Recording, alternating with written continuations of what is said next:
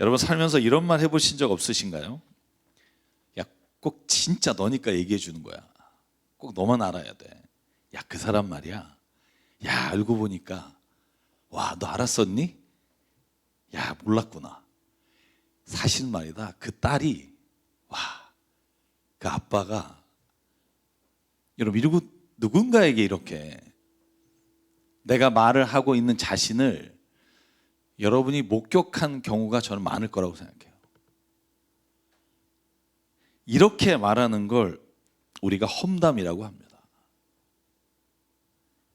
여러분 사전을 찾아보면 비난이나 험담이란 단어를 이렇게 정의를 내렸어요. 비난이란 남의 잘못이나 결점을 책 잡아서 나쁘게 말하는 것. 험담은 남의 흠을 들추어서 헐뜯는 것. 영어로 하면 가십이라 그러잖아요. 가십거리가 됐다. 뭐 이런 표현할 때 한국말 사전에 가십을 보니까 이렇게 돼 있습니다. 남의 사생활에 대해 좋지 않은 소문이나 험담하기를 좋아하는 것. 한마디로 요약하면 비난과 험담은 다른 사람의 잘못과 결점 그리고 흠을 들춰내서 나쁘게 말하는 게 비난이나 험담이란 말이 가지고 있는 정의입니다. 저는 오늘 그리스도인이 왜 이런 비난이나 험담을 해서는 안 되는가 뿐만이 아니라 이것이 얼마나 신앙생활에 독이 되는가를 성경이 말씀하고 있는 걸 듣기를 원합니다. 여러분 저희가 오늘 읽은 누가복음 5장은요 예수께서 제자를 부르시는 장면이에요. 예수께서 제자들을 갈릴리 바다에서 부르시고 그리고 오늘 27절에 보면 예수께서 세관 앞을 지나다니다가 그러니까 세리들이 있는 걸 보시고 그 눈에 들어온 사람이 누구냐 하면 여기서 레위라고 돼 있지만 우리가 잘 아는 마태복음의 저자 마태라고 우리가 기억합니다. 그를 부르시고 이렇게 말해요. 딱 한마디로 나를 따라오너라. 27절에 예수께서 나를 따라오너라 하니까 28절에 이렇게 돼 있습니다. 레위는 모든 것을 버려두고 일어나서 예수를 따라갔다. 오히려 여러분 갈릴리 바다에서 제자들을 부를 땐 제자를 찾아가셔서 막 여기에다 한번 던져볼래? 막 이렇게 해가지고 제자들이 겨우 누구십니까? 이러고 예수님 따라오잖아요. 그런데 세리, 다시 말하면 손가락질 받고 사람들로 하여금 비난받는 사람이었어요. 왜냐하면 유대인들에게 세금을 띄어서 로마에게 바치는 이런 그 나라로 하면 역적이죠. 그런데 그 사이에 또 많은 이윤을 남겨서 자기가 착복을 해요. 그래서 세리는 여러 번 말씀드리지만 법정에서 증언할 수도 없는 거짓말장이에요. 그래서 세리는 증언의 자격조차 없을. 여러분 이 사람이 예수께서 그냥 나를 따라와라. 여러분 이 한마디에 다 버려두고 따라가요. 그리고는 29절 너무나 기쁘니까 자기 집에서 예수께서 큰 잔치를 예수님께 베풀어 주어요. 그리고 많은 세리와 사람들을 초청해서 한 자리에서 먹고 마셔요. 여러분 얼마나 기쁜 일입니까? 자기가 예전에 살던 그 자기가 봐도 옳지 않은 삶에서 자기 자신이 스스로 버리고 새로운 삶을 시작하기 위해 자기를 이렇게 이끌어 주신 예수님과 주변에 있는 사람들을 초청해서 식사를 베풀고 먹고 있어요. 그런데 다른 한쪽에서 이걸 바라보면서 이런 시각으로 보는 사람이 있어요. 30절 바리새파 사람들과 그들의 율법학자들이 예수의 제자들에게 불평하며 말하였다. 어찌해서 당신들은 세리들과 죄인들과 어울려서 먹고 마시는 거예요. 번역을 좀 점잖게 했어요. 제가 번역하면 당신은 어째서 세리와 죄인들과 맨날 퍼먹고 퍼마시고 있어. 그죠? 이런 말이에요. 그랬더니 예수께서 건강한 사람에게는 의사가 필요하지 않은데 병든 사람에게 필요하지 않겠니? 내가 죄인을 부르러 왔다. 여러분 바리새파 사람들과 율법학자들이 보는 그 눈은 기쁨의 구원의 잔치가 먹고 퍼먹는 자리로 보이는 거예요. 왜? 예수님이 미우니까. 이 험담은 그러니까 왜 그들과 함께 먹고 마십니까 하는 말은 원래 본질적인 그 잔치를 말하는 게 아니라 이걸 책 잡아서 말을 돌려서 비난하기 위한 장치로 이들이 말하고 있어요. 여러분, 그런데 험담이 왜 무서운 줄 아세요? 오늘 본문에 보면 33절에 사람들이 이 말을 듣고 확대 재생산하기 시작해요. 여러분, 험담이라는 게 나는 야 너만 알아? 야 있잖아. 야 몰랐지. 이러면 그 사람이 다른 사람한테 갈 때는요 훨씬 더 뻥이 커져서 다른 사람이 원래 얘기했던 것보다 훨씬 더 많은 비난과 험담의 얘기거리가 붙게 돼 있습니다. 여러분 33절 보실래요?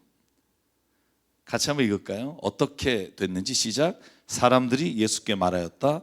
요한의 제자들은 자주 금식하며 기도하고 바리새파 사람들의 제자들도 그렇게 하는데 당신의 제자들은 먹고 마시는군요. 이제 아예 확정. 기도도 안 하고 아무것도 신앙적인 거 안 하고 그냥 맨날 퍼먹기만 하는군요. 누가 얘기해요? 사람들이.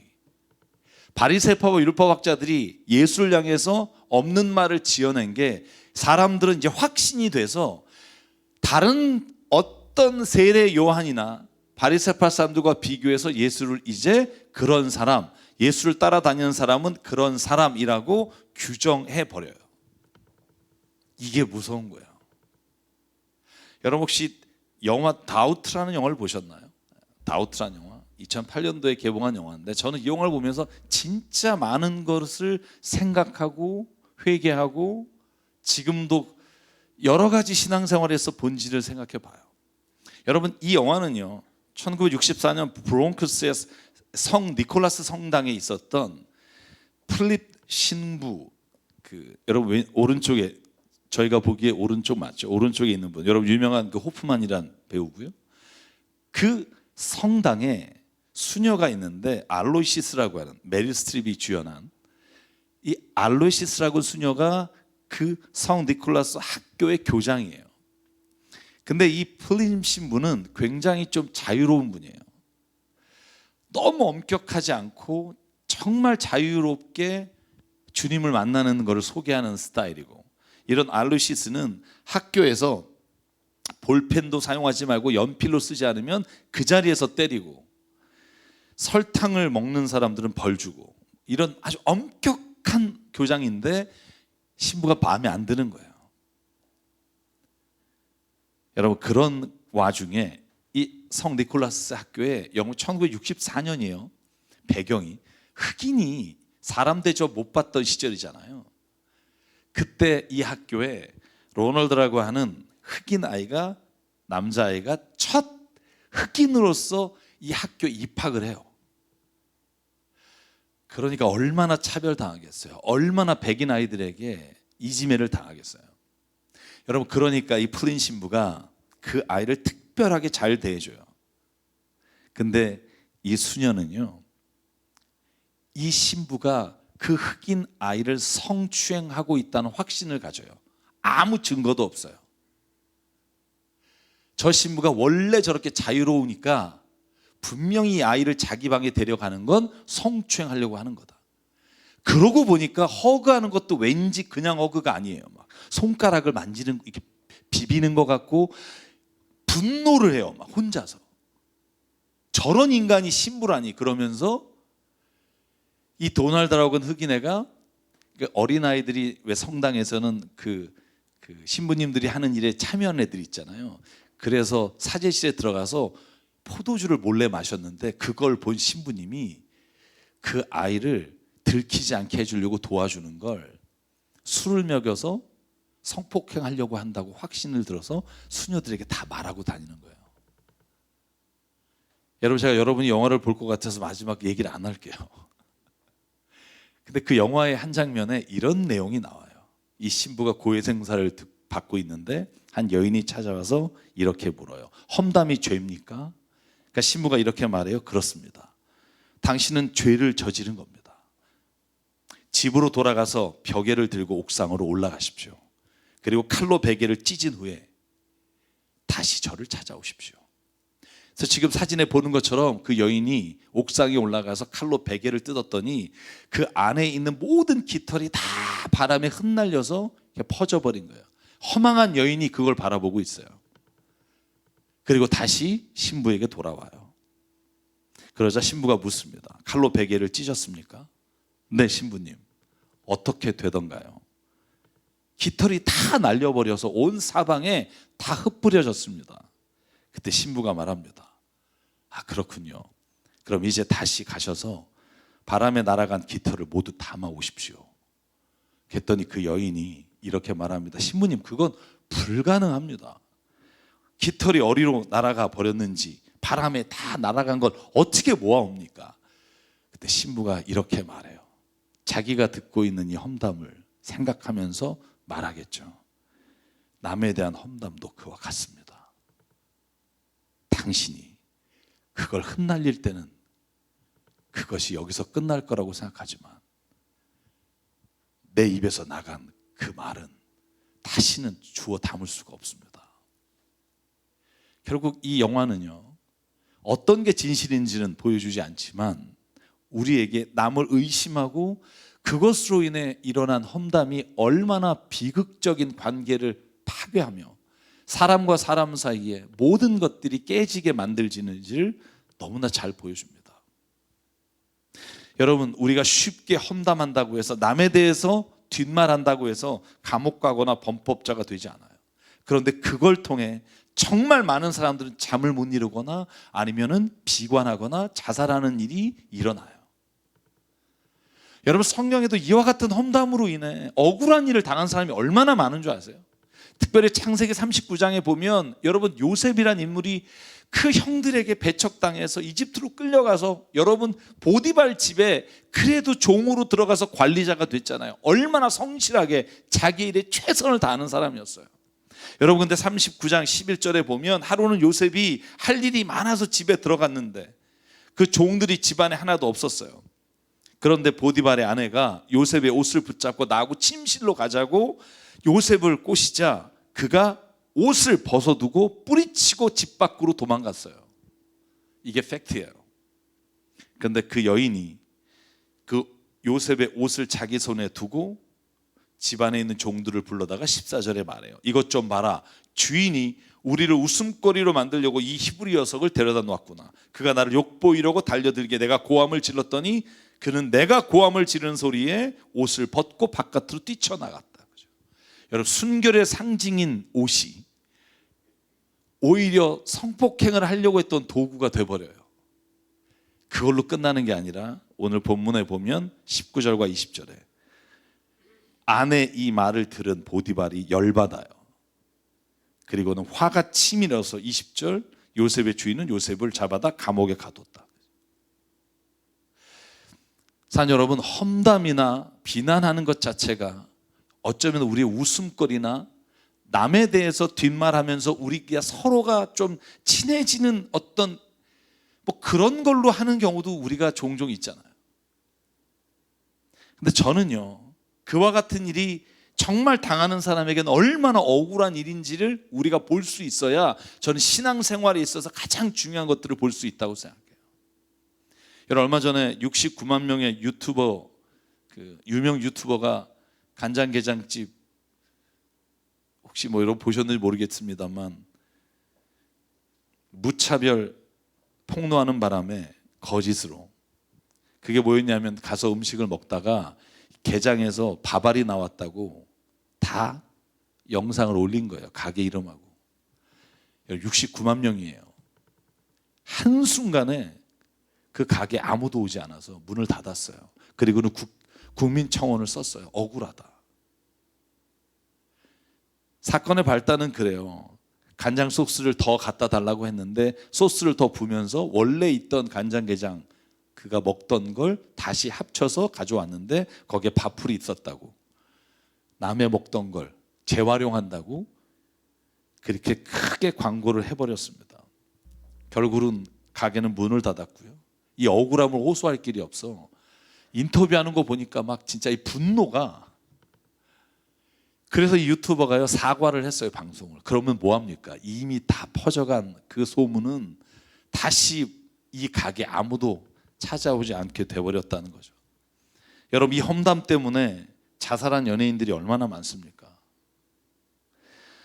저는 유튜브를 보면 수년 전, 아니 수십 년 전에 연예인이 잘못한 것, 실수한 것, 죄를 지은 것 계속해서 반복해서 보여주는 그런 방송들이 얼마나 많은데요.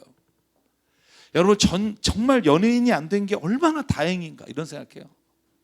여러분 만약에 한번 실수하고 잘못한 걸 한 20년 계속 텔레비전에서 여러분 실명과 함께 얼굴이 나와서 그 자녀들이 그걸 보게 됐다고 생각해 보세요 한번. 여러분, 우리는 그런 실수 안 했나요? 인생을 살면서 잘못 한 번도 안 했나요? 제가 여러분에게 이런 설교한 적 있죠. 세상에는 드러난 죄인과 드러나지 않은 죄인이 있을 뿐이지, 한 번 드러난 죄를 계속해서 확대 재생산하며 그걸 보고 있는 사람의 마음을 우리가 헤아린다면, 여러분, 우리가 그 잘못과 실수를 계속 들춰내며 그것을 누군가에게 전달하는 것이 얼마나 한 사람을 보이지 않게 죽이고 있는가를 생각하면, 저는 우리가 입에서 나오는 그 모든 험담과 비난의 말을 한 번은 생각하고 멈출 수 있는 용기가 필요하다고 믿습니다. 여러분, 저는 개인적으로 그런 연예인들을 보면서 공인이라는 이유로, 사람들의 알 권리를 충족시켜준다는 이유로 어느 정도 그 말을 하는 사람에 대해서 제지하지 않아요. 사실 여러분, 그 사람들이 자기의 죄를 우리에게 용서해달라는 것도 아니에요. 정말 잊어달라고, 정말 내가 그때 그 잘못한 거 정말 한 번만 잊어줄 수 없냐고. 여러분, 우리가 살면서 그런 경우 없어요? 여러분, 사랑하는 가족 사이에, 친구 사이에, 아니 교인 사이에 실수와 잘못, 죄를 끝까지 기억하고 계속해서 그 험담을 한다면, 여러분, 세상에 살아남아 있을 사람이 몇 명이나 있을까요? 서로가 잊어주는 거예요. 왜? 다시 살 수 있는 길을 주기 위해서. 서로가 그것이 없던 것처럼 사는 거예요. 왜? 그래야 내가 다시 새로운 생명을 가지고 살아갈 수 있으니까. 용서까지가 아니라도 잊어주는 것, 저는 이게 그리스도인이 세상을 살아가면서 하나님 안에서 베풀 수 있는 가장 좋은 선물이라고 믿어요. 사랑하는 배우자와 자녀의 실수를, 잘못을 잊어주십시오. 마치 아무 일도 없던 것처럼 새로운 의미의 시작이 될 수 있도록 서로가 서로에게 힘을 주는 것, 저는 그것이 믿음이라고 생각해요. 한 사람이 과거에 어떤 일이 있어도 지금 다시 새로운 사람으로 하나님이 세워주실 수 있습니다라고 믿어주는 것, 저는 이게 신앙이에요. 고린도후서 5장 17절, 누구든지 그리스도 안에 있으면 새로운 피조물입니다. 옛것은 지나갔으니 보십시오, 새 것이 되었습니다. 이렇게 믿어주는 게, 저는 우리가 세상을 살아가면서 그리스도인이 하나님 안에서 치유할 수 있는 세상을 향한 놀라운 능력이라고 믿습니다. 수군대는 말, 험담이 한 사람의 생명을 해칠 수 있다는 걸 볼 수 있다면 더 이상 그것을 재미로 하는 일을 멈추게 될 거예요. 여러분, 제가 정말 기가 막힌 예를 보여드릴까요? 바리새인과 율법학자들이 예수를 험담하고 비난했잖아요. 예수가 마지막에 십자가에서 돌아가실 때 그 밑에 있던 명패가, 위에 있는 명패가 뭔 줄 아세요? 뭐라고 예수께서 왜 십자가에 죽었는지 써있는 죄명이 뭔 줄 아세요? 요한복음 19장, 빌라도는 또 명패를 써서 십자가에 붙였다. 그 명패에는 유대인의 왕 나사렛 사람 예수. 예수가 십자가에 죽임을 당한 건, 우리가 신앙적으로는 우리의 죄를 위해 돌아가셨습니다라고 말하지만, 예수가 십자가에 달린 죄명은 유대인의 왕이라고 스스로를 불렀다는 거예요. 여러분, 오늘 본문에 이렇게 돼 있어요. 21절, 유대 사람들은 빌라도에게 이렇게 부탁했어요. 자칭 유대인의 왕이라 칭하더라. 그런데 빌라도가 자칭을 빼고 유대인의 왕이라고 썼죠. 근데 여러분, 그거 아세요? 예수님은 평생 단 한 번도 나는 유대인의 왕으로 왔다고 말한 적이 없어요. 단 한 번도 나는 유대인의 왕으로 와서 너희들을 내가 이러이렇게 하겠다라고 말한 적이 없어요. 예수님이 십자가에 죽으신 건 정말 모든 게 다 험담과 거짓된 말로 예수가 십자가에 죽으셨다고요. 왜 예수가 죽으셨어요? 요약할게요. 험담으로 죽으셨어요. 바리새인과 유대인들, 대제사장들이 하지도 않은 일, 하지도 않은 말을 했다고 확대 재생산하며 마지막 예수께서 재판받는 장면 기억하시나요? 누굴 살려줄까 그럴 때 모든 사람이 외치잖아요. 예수를 십자가에 못 박아라. 왜? 여러분, 그 바리새파가 던진 한마디가 모든 사람들에게 확신이 돼서 예수를 죽음에까지 이르게 한 게 여러분 험담이에요. 여러분, 그리스도인의 세상에서 다른 사람들과 달라야 하는 것은 저는 이것이라고 믿어요. 누군가가 변화되고 누군가가 죄에 대해서 회개하면, 누군가가 자기의 실수와 잘못에 대해서 돌이키기를 원한다면 여러분, 믿어주는 우리가 되길 주의 이름으로 축복합니다.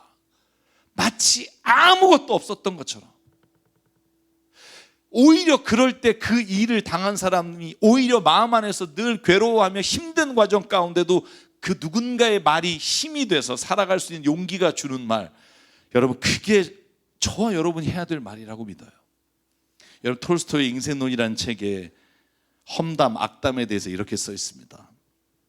험담이란 한꺼번에 세 사람을 해친다. 험담을 들은 사람, 험담을 전하는 사람, 그리고 가장 치명적인 해를 입는 사람은 험담을 하는 장본인이다. 험담을 말할 때 누군가에 대해서 말을 꾸며낼 때 그의 영혼이 죽어가고 있기 때문이다. 여러분, 그래서 그 험담의 재미를 맛보고 다시 반복하면서 나도 모르게 내 영혼이 거짓의 영에 스스로가 팔려가고 있는 걸 볼 수 있을 때 저는 우리가 하는 모든 험담과 비난을 멈출 수 있다고 믿습니다. 여러분, 그래서 잠언 11장 12절에 이렇게 써 있어요. 우리 한번 같이 한번 읽을까요? 시작. 지혜가 없는 사람은 이웃을 비웃지만 명철한 사람은 침묵을 지킨다. 험담하며 돌아다니는 사람은 남의 비밀을 세게 하지만 마음이 믿음직한 사람은 비밀을 지킨다. 아멘. 사랑 여러분, 험담은 죄입니다. 초대교회에서 그런 험담으로 인해 사도들이 겪은 고초가 얼마나 많은지를 보십시오. 여러분, 사도행전 11장에 보면 베드로가 험담을 들어요. 1절에 이렇게 되어 있습니다. 사도들과 유대에 있는 신도들이 이방 사람들도 하나님의 말씀을 받아들였다는 소식을 들었다. 그래서 베드로가 예루살렘에 올라왔을 때 할례를 받은 사람들이 당신은 할례를 받지 않은 사람들의 집에 들어가서 그들과 함께 음식을 먹은 사람이요 하고 그를 나무랐다. 이에 베드로가 그 사이에 일어난 일을 차례대로 그들에게 설명했다. 여러분, 이 사건이 어떤 일에서 비롯되죠? 사도행전 10장에 보면 이탈리아의 백부장 고넬료의 집에 들어가서 여러분, 베드로가 그에게 복음을 전하고 세례를 주고 같이 밥 먹은 일을 사람들은 어떻게 소문을 내고 다니냐 하면, 야, 걔가 이방인하고 밥 먹었대. 이 험담을 하고 다니는 것을 듣고 베드로가 얼마나 그것이 힘들었으면 사람들을 쫓아다니면서 그게 아니라고 설명하겠어요. 여러분, 사도 바울 보실래요? 사도 바울은 성경의 9장 보면 사도행전 9장에 그가 예수 그리스도를 체험하고 빛을 체험한 다음에 눈이 멀잖아요. 눈이 멀고 다시 하나님께서 그를 치유해 주시고 다시 복음을 전하는 사람이 되어서 복음을 전하러 갑니다. 여러분, 그런데 사도 바울이 복음을 전할 때 21절에 이렇게 되어 있습니다. 그 말을 들은 사람들은 다 놀라서 말했다. 이 사람이 예루살렘에서 예수의 이름을 부르는 이들을 마주 죽이던 그 사람이 아닌가. 그가 여기 온 것도 그들을 잡아서 대제사장에게 끌고 가려는 것이 아닌가. 누가 말하는 거예요? 예수 믿는 사람들이. 여러분, 바울이 죄를 졌죠. 정말 사람들 억울하게 했죠. 그럼에도 불구하고 바울이 변화된 것을 믿어주지 않는 거예요. 사랑 여러분, 저는요, 오늘 저와 여러분에게 하나님께서 우리를 그리스도 예수 안에서 부르셨다면 비방하고 험담하는 것으로부터 하나님이 우리를 돌이키게 하시는 은혜 가운데 불러주신 것을 믿음으로 나가게 되기 원합니다. 그래서 여러분, 만약에 그리스도인이 다른 사람과 똑같이 누군가를 비난한다면 교회에 나오면서 자유함을 얻을 수 있을까요? 사랑 여러분, 그래서 오늘 마지막으로 제가 드리고 싶은 말씀은 어떻게 하면 이 비난과 험담이라는 유혹을 이겨낼 수 있을까 하는 겁니다. 첫 번째, 비난과 험담의 말을 칭찬과 축복의 말로 바꿔야 한다는 거예요. 여러분의 말을 바꿀 때 그때 하나님께서 그것을 함께 해주신다는 거예요. 그리고 여러분이 누군가를 향해서 비난을 멈추고 그리고 누군가에 대해서 험담하는 말을 멈췄을 때 하나님께서는 저와 여러분에게 하나님 안에서 은혜를 나누고 사랑을 나누는 말로 우리의 언어를 바꿔주신다는 거예요. 두 번째는 누군가를 험담할 때 여러분 저는 여러분이 맞장구 치지 않았으면 좋겠어요. 누군가를 향해서 비난할 때 누군가를 향해서 오늘 예수 그리스도를 향해서 사람들이 말하는 것처럼 그렇게 할 때 저와 여러분이 온전히 그 사람이 변화된 걸 받아줄 때 저는 하나님이 그를 변화시키는 은혜 가운데 이끌어 줄 믿습니다. 그래서 여러분 마지막으로 말씀드립니다. 저와 여러분에게 이 험담 혹은 비난하는 말 대신 누군가를 축복하고 격려하는 말로 바꾸시면 하나님께서 그것을 통해서 놀라운 은혜를 우리 가운데 이끌어 주실 줄 믿습니다. 오늘 말씀을 기억하면서 함께 찬양했으면 좋겠습니다. 내 마음엔 주를 향한 사랑이.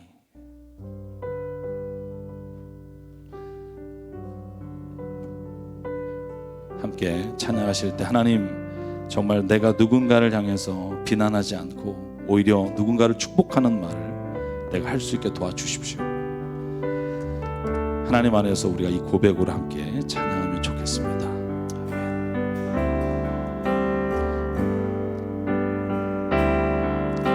아멘. 내 마음에 주를 향한 사랑이 나의 말엔 주가 주신 진리로 나의 눈에 주의 눈물 채워주소서.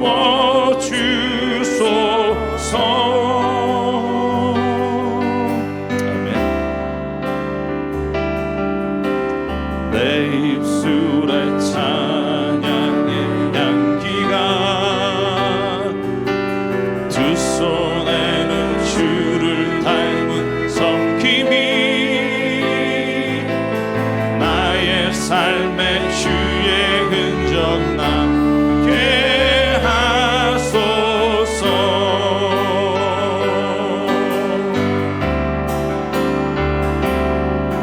하나님의 사랑이 영원히 함께하리. 십자가의 길을 걷는 자에게 순교자의 삶을 사는 이에게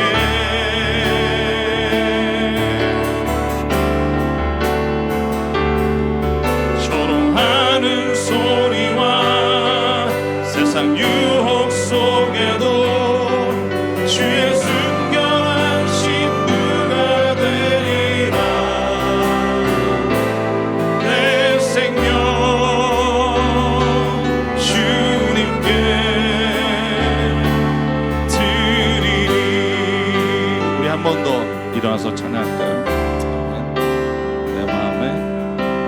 내 마음에 주를 향한 사랑이 나의 말에 주가 주신 진리로 나의 눈에 주의 눈물 채워주소서.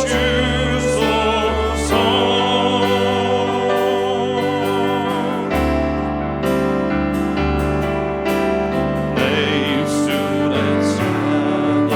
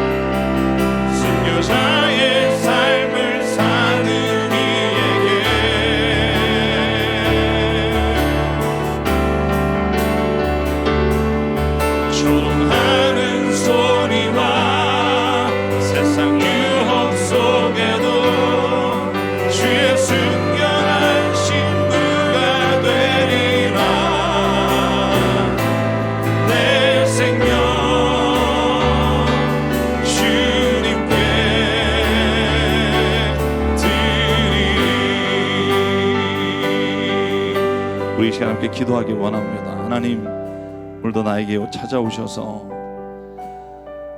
내 입술로 누군가를 험담하며 비난하는 말을 주님 멈추게 하여 주시고, 진심으로 하나님 누군가를 향해 축복하는 말이 우리의 입술에서 날마다 고백되기를 원합니다.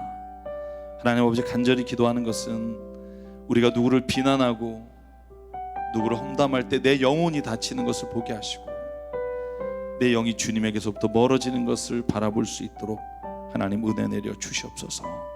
오늘 시간 말씀을 기억하며 주님 앞에 한 목소리로 기도하겠습니다. 아버지 하나님, 오늘도 주님께서 우리를 붙잡아 주시옵소서. 아버지 하나님, 아버지 하나님, 축복하는 하나님, 우리를 하나님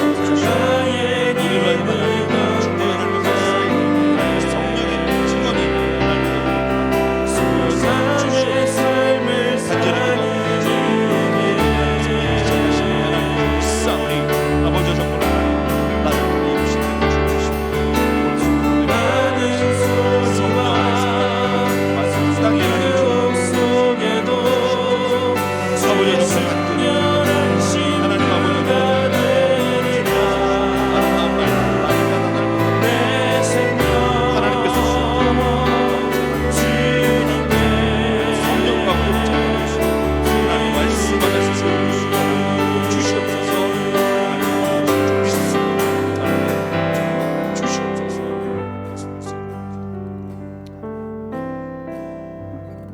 사랑의 하나님, 오늘도 주님 안에서 우리의 모습을 바라봅니다.